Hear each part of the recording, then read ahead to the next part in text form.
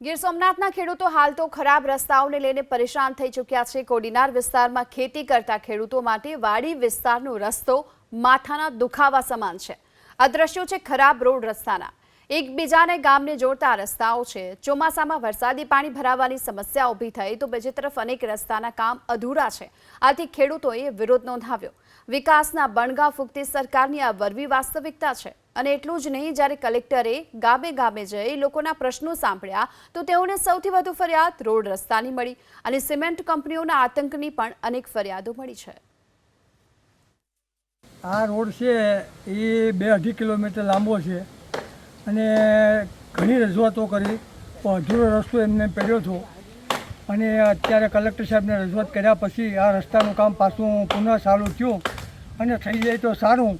નકર અમે આમાં પરિસ્થિતિ બહુ ખરાબ છે અમારા માટે। મુશ્કેલ એક છે કે પાણી ભરાય રહે, બંને બાજુ રસ્તો બની ગયો, વચ્ચે બાકી છે। બંને બાજુ રસ્તો બની ગયો, વચ્ચે બાકી છે, એટલે જે બાકી રસ્તો છે એમાં ગોઠણ સુધી પાણી ભરાય છે।